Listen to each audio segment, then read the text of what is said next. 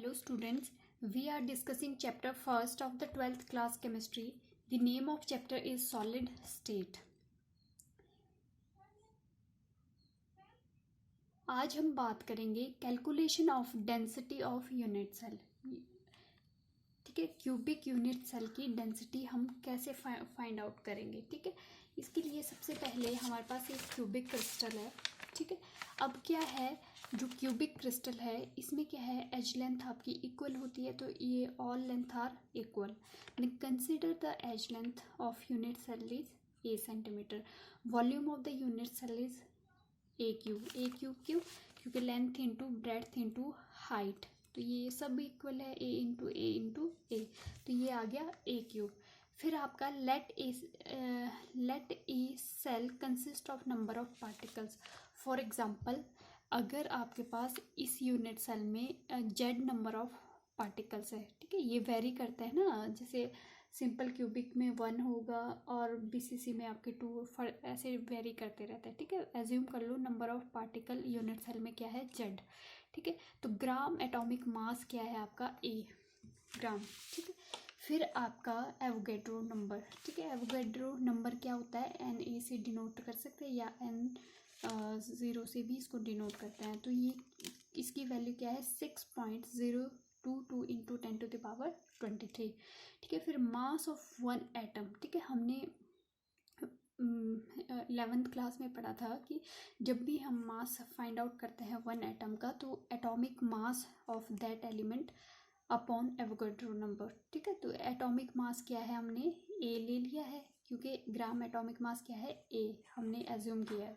और आपके पास Avogadro number N A value भी लिख सकते हैं, और आप ये भी कर सकते हैं. Now total mass of unit cell, ये तो आया हमारे पास मास ऑफ वन एटम. ठीक है, जो वन एटम का मास है. ठीक है, अब total mass of unit cell कितना होगा, number of atoms present in unit cell, जितने नंबर ऑफ एटम्स आपके प्रेजेंट है into weight of one atom या मास ऑफ वन एटम, जो आपका ए है. ठीक है, वन मास ऑफ एटम, तो Z into a upon Avogadro number 6 point जो भी है आपका, तो इस वैल्यू को हमने मल्टीप्लाई किया. अगर आपकी यहाँ तो सेंटीमीटर क्यूब में है. ठीक है, जो आपकी एज लेंथ है हमें सेंटीमीटर में चाहिए. ठीक है, अगर आपकी एज लेंथ पिकोमीटर में दी है तो आपने कन्वर्ट कर देना पिकोमीटर को सेंटीमीटर में. तो 1 picometre is equal to 10⁻−10 centimetre.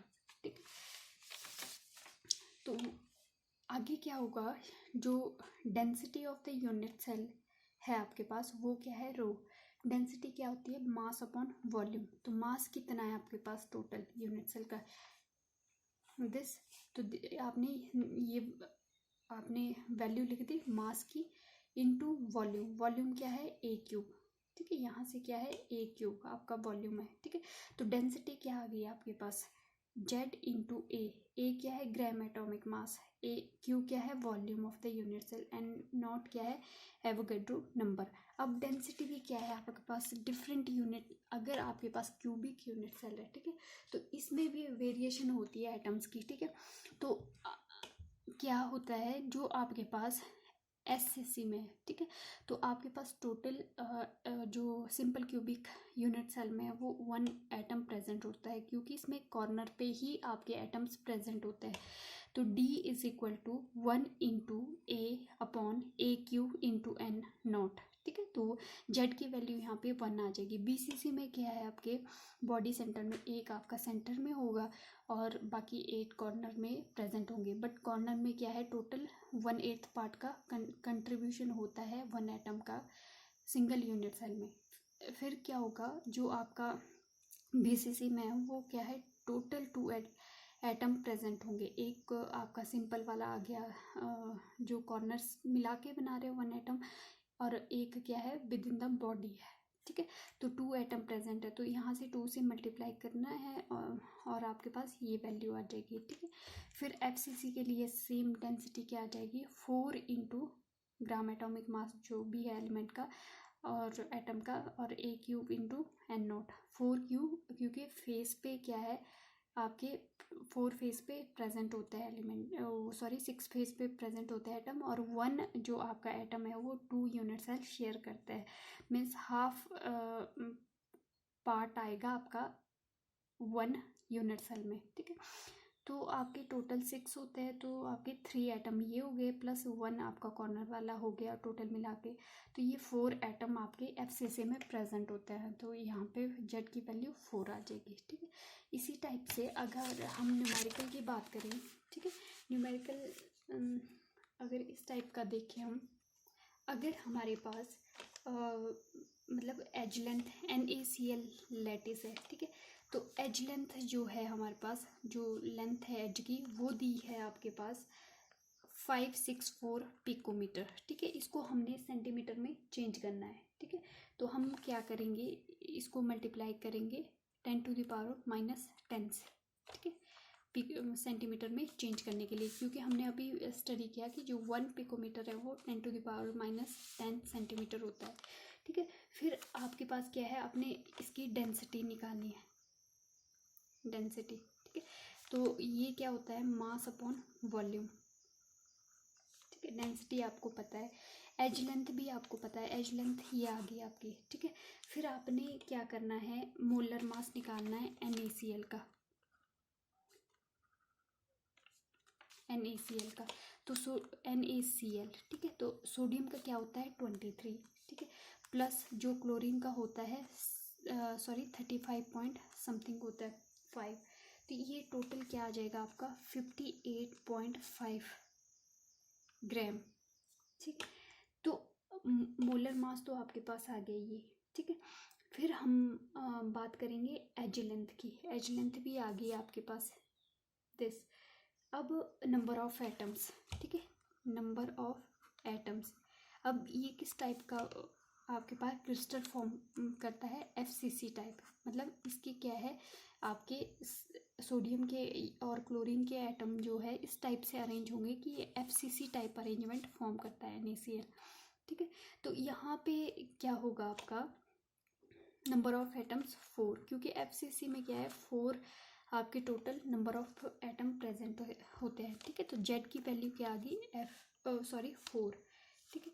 फिर आपके पास एवोगैड्रो नंबर N0 जो है वो 6.022 इंटू 10⁻23 है, ठीक है। अब क्या है, पर मोल भी लिख सकते हैं इसको। अब हमारे पास डेंसिटी, डेंसिटी क्या है, मास अपॉन वॉल्यूम। अब मास क्या है, अब फॉर्मूला पुट करो जो आपने फॉर्मूला निकाला था, density is equal to Z into a cube into N0, ठीक है। अब जेड की वैल्यू क्या है आपके पास, ठीक है, जेड की वैल्यू क्या है 4 इंटू ए, मोलर मास कितना है 58.5 ग्राम, ठीक है। फिर आपने क्या करना है, अब मल्टीप्लाई करना है, सॉरी ए क्यूब मतलब जो आपका ये प्रेजेंट है 64 का क्यूब इंटू पिकोमीटर, मतलब माइनस यहाँ पे चेंज किया ना हमने सेंटीमीटर, 10⁻⁻ सेंटीमीटर क्यूब, ठीक है। फिर आपने मल्टीप्लाई किया इसको एवोगैड्रो नंबर, ठीक है, 6.022 इंटू 10⁻23, ठीक। तो ये अप्रोक्सीमेट आपके पास आ जाएगा 2.61 ग्राम सेंटीमीटर पर क्यूब, ठीक है, जो डेंसिटी है NaCl की। तो इस टाइप से हम इसको सॉल्व करेंगे, ठीक है। हमारा प्रीवियस लेक्चर में एक टॉपिक रह गया था ब्रैग्स इक्वेशन, ठीक। ब्रैग्स इक्वेशन क्या होती है, n lambda equal to 2d sine theta, ठीक है, ये हमारे पास क्या है ब्रैग्स इक्वेशन। अब ब्रैग्स इक्वेशन क्या है आपके पास, when a beam of X-ray falls on the crystal plane composed of regularly arranged atoms or ions, the X-ray is reflected or diffracted. If the wave are phase after the reflection, the diffraction of in distance traveled by the two rays, the path difference must be equal an integral number of wavelength n lambda for constructive, ठीक है।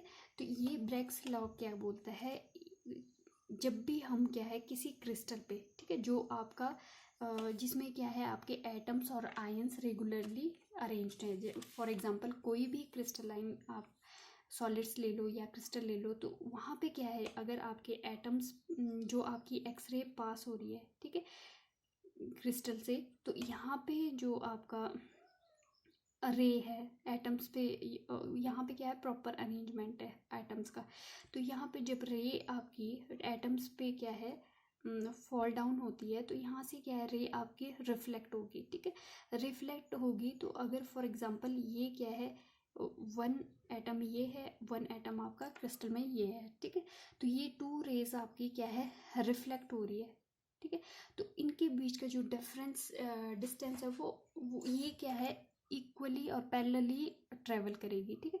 जब incident ray आपकी same time पे same आपकी जो parallelly attack करेगी atoms पे, ठीक है, सेम क्रिस्टल के एटम पे, तो ये क्या है सेम टाइम पे रिफ्लेक्ट होगी, ठीक है। तो यहाँ पे जो रिफ्लेक्शन है, the difference between travelled by the two raise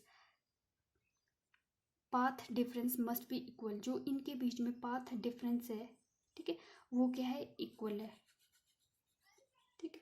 और जो आपके पास दस the path difference means path difference क्या है आपके पास W Y equal to Y Z, ठीक है, ये पाथ है इक्वल इस पाथ के, ठीक है, जितना यहाँ से यहाँ इसको टाइम लगा इतना ही यहाँ से यहाँ, ठीक है, ये इक्वल है पाथ, ठीक है। तो फॉर एग्जांपल अगर हम यहाँ से लेंगे एंगल ऑफ रिफ्लेक्शन जो है आपका ये क्या है थीटा, ठीक है, जो आपके सेंटर के एटम के साथ फॉर्म कर रहा है, ठीक है, तो यहाँ पे क्या है 2xy साइन थीटा, ठीक है, XY साइन थीटा, और ये क्या है XY साइन थीटा फॉर्म कर रहा है, ठीक है, तो ये 2xy साइन थीटा हो गया, ठीक है।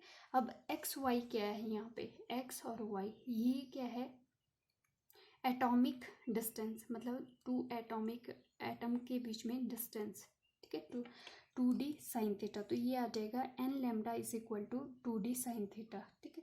तो ये क्या है आपकी ब्रैग्स इक्वेशन है, ठीक है। तो ब्रैग्स इक्वेशन क्या है आपकी n lambda is equal to 2d sine theta, where n is the जो आपके नंबर है 1 2 3 वेरी करेंगे, ठीक है, और लैम्डा क्या है आपके पास wavelength of the X-ray of crystal, and जो आपके पास साइन थीटा है एंगल है, और d आपके पास एटॉमिक प्लेन डिस्टेंस है।